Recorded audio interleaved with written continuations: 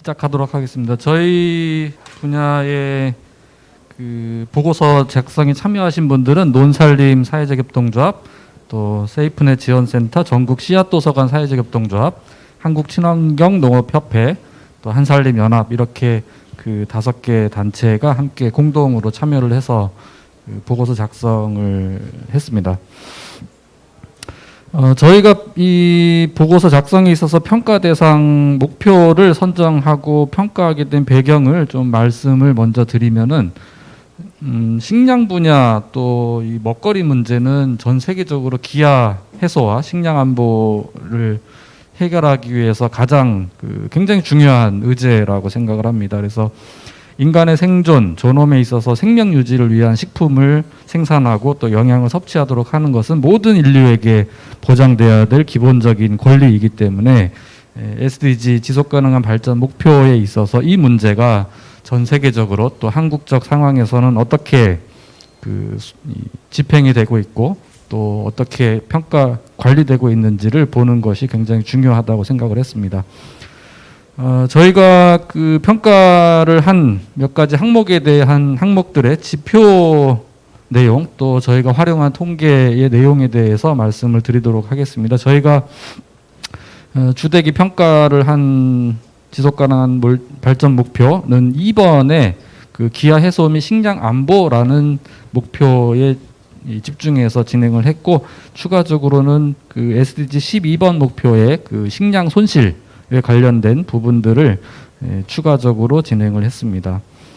SDG 2번 목표의 그 지표는 그 크게는 식량 접근성, 그러니까 시민들이 또 이 전 세계의 시민들이 식량에 어느 정도의 수준으로 접근을 하고 있는지, 또 그 식량에 접근할 수 있는 식량의 안정성 수준은 어떠한지, 또 영양 상태는 어떠한지 이런 부분들을 먼저 좀 살펴봤고요. 또한 식품을 생산 공급하기 위한 농업 부문의 목표들을 어떻게 세우고 추진을 하고 있는지를 살펴봤습니다. 또한 농업의 기반이라고 할 수 있는 종자 문제, 유전적인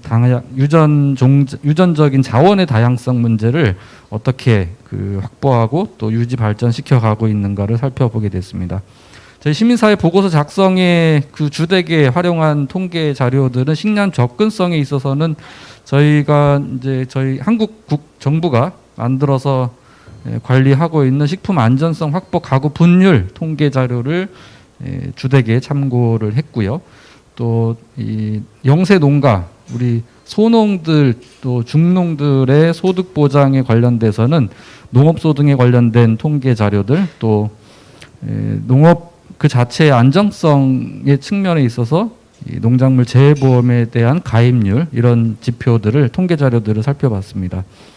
또 지속가능한 농업 경영에 있어서는 이제 핵심적인 지표가 그 친환경 농업 또는 유기농업의 비중, 전체 농업에서 차지하는 비중이 어느 정도이고, 또 그것을 촉진하고 증진시키기 위한 정책들은 어떻게 수립돼서 집행되고 있는가를 살펴봤습니다. 그래서 구체적인 통계 지표로는 친환경 인증 면적, 농지 면적과 또 생산량, 또 여기에 이제 관행 농업에 투입되어지는 농약, 화학적인 농약, 또 화학 비료의 사용량이 어떻게 저감되고 개선되고 있는지를 좀 살펴봤고요.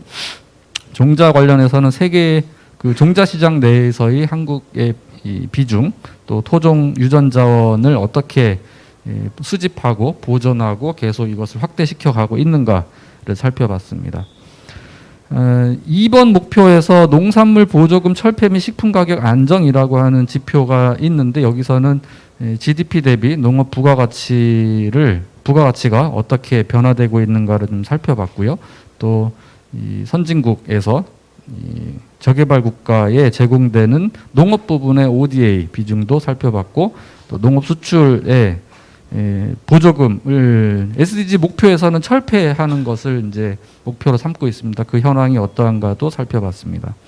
또 저희가 애써서 생산한 식품과 농식품들이, 이 농산물들이 폐기되지 않고 온전히 시민들의 식생활, 또 이 식량 접근성에 도움이 되도록 쓰여져야 되는데 이 식품들이 아깝게 손실되는 비중들 또 1인당 음식 쓰레기가 어느 정도 배출되는지에 대한 통계들을 가지고 이 음식물 쓰레기 감소 목표가 어떻게 달성되고 있는지를 살펴보았습니다.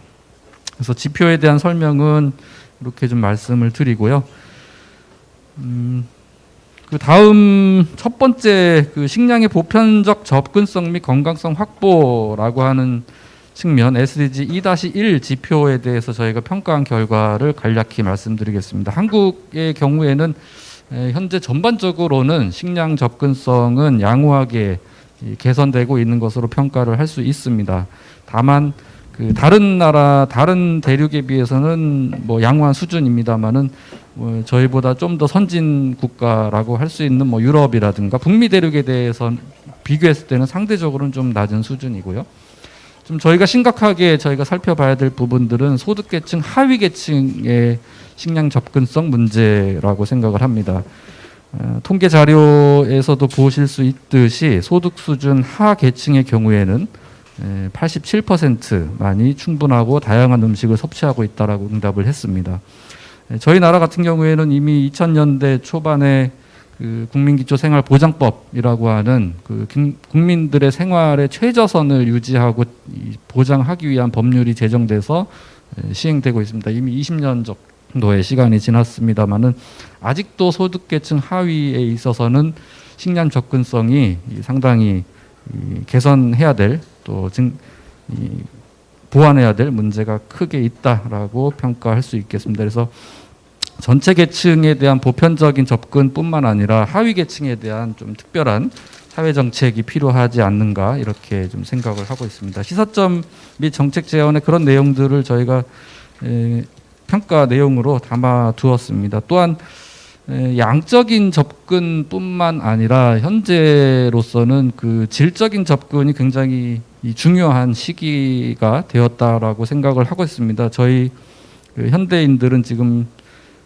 식량의 부족보다는 영양의 부족도 해결해야 될 일부 계층의 문제가 있습니다만은 전반적으로는 영양 과잉, 운동 부족, 또 스트레스, 또 이런 문제들로 인해서 잘못된 생활 습관이 원인이 되는 당뇨병, 뭐 비만, 고혈압 같은 이 생활 습관성 질병이 굉장히 그 사회 문제가 되고 있습니다. 그래서 양적인 공급 측면뿐만 아니라 질적인 측면에 대한 접근이 필요할 것 같고 저희가 지금 이 그 지속 가능한 발전 목표를 검토함에 있어서 이 농업과 식생활 분야에서 어떻게 기후 문제, 기후 위기에 대응할 수 있겠는가를 살펴본다면 또한 육류의 소비를 어떻게 줄이고 또 채식과 곡류 중심, 과일 중심의 식생활로 전환을 할 것이냐라고 하는 과제는 굉장히 중요한 과제입니다. 그렇지만은 SDG 목표에 있어서는 이런 문제들이 기후 문제와 관련된 목표와 또 그 목표를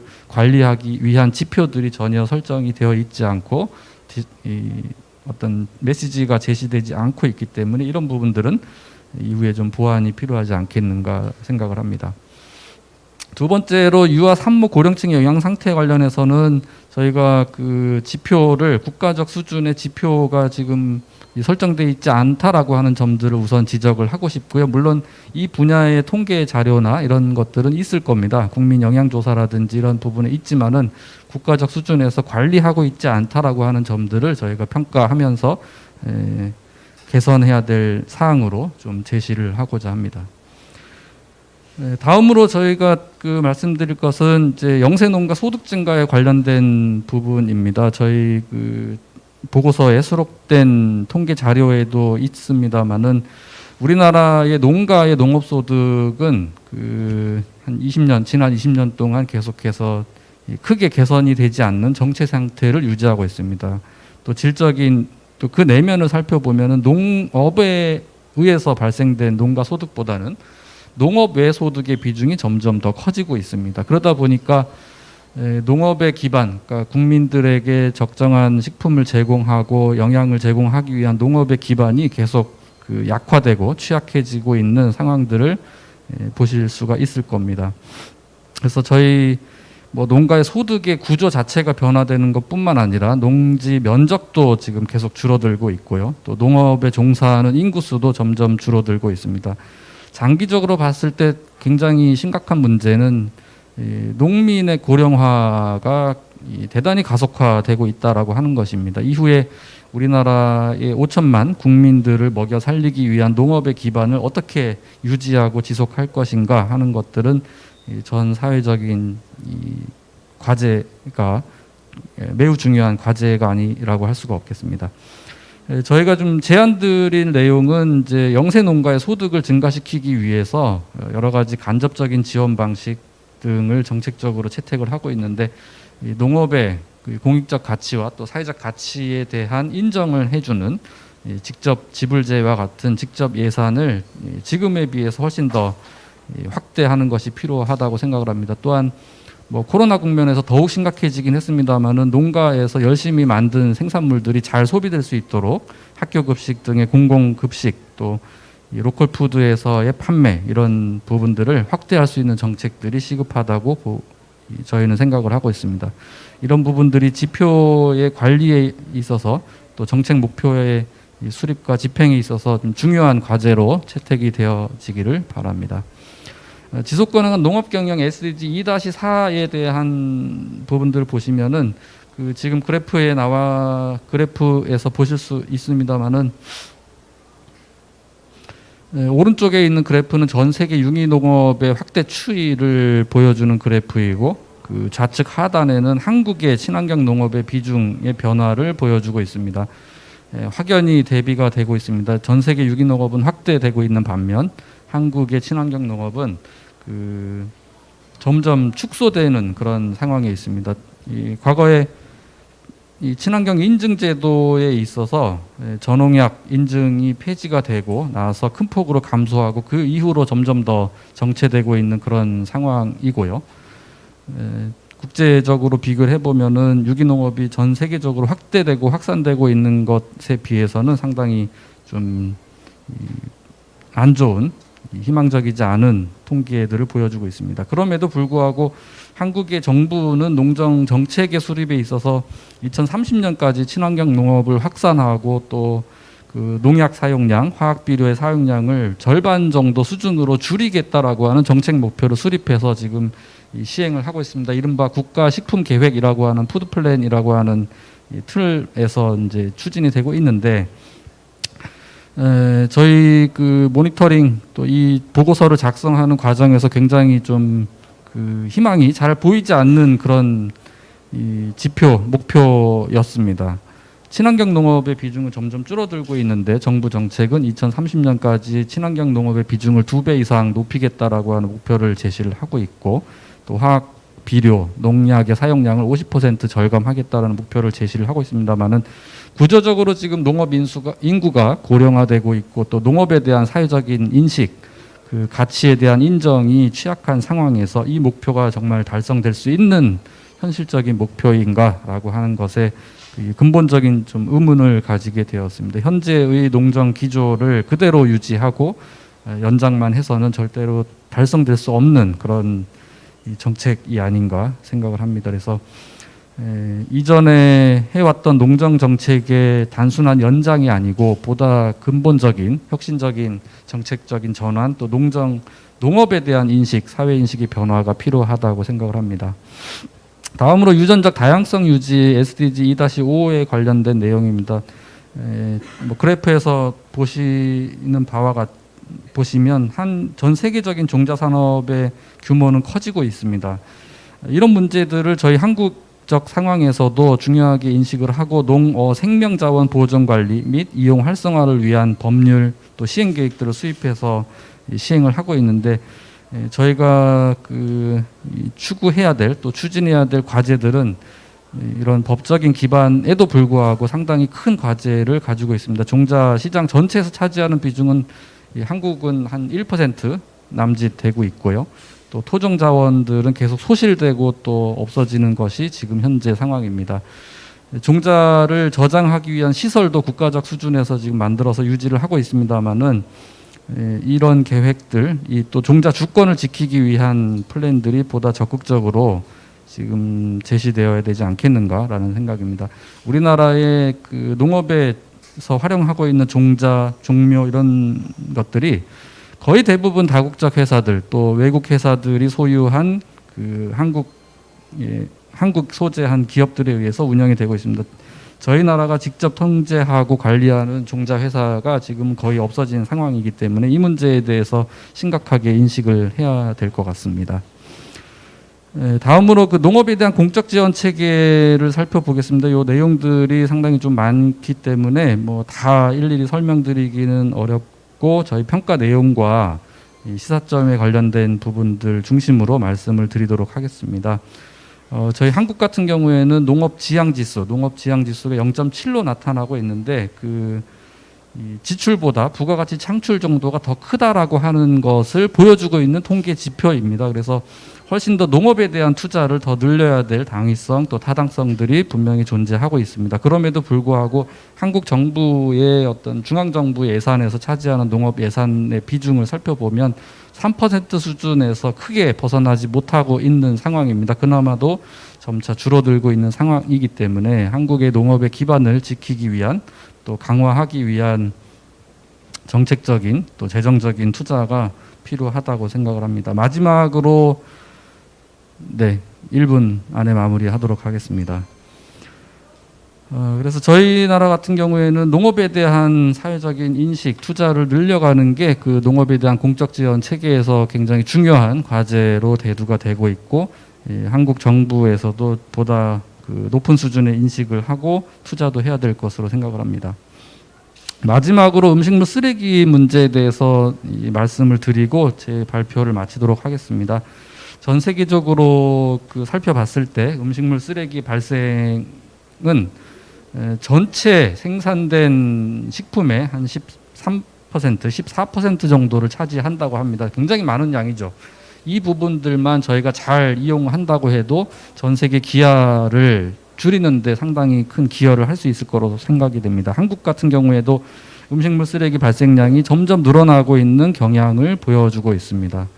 이런 문제들을 해결하기 위해서 소비자, 정부 차원에서 또 기업 차원에서 여러 가지 대책이 필요할 텐데 소비자들은 계획적인 식품 소비를 하는 것들이 중요할 테고요. 정책적으로는 이 식품이 낭비되고 손실되는 것을 막기 위한 대책들이 필요한데 생산 단계에서는 그 수급 조절을 어떻게 잘 하느냐가 중요할 것 같습니다. 그래서 과잉 생산돼서 폐기되는 농산물이 없도록 하는 것이 굉장히 중요하겠고요.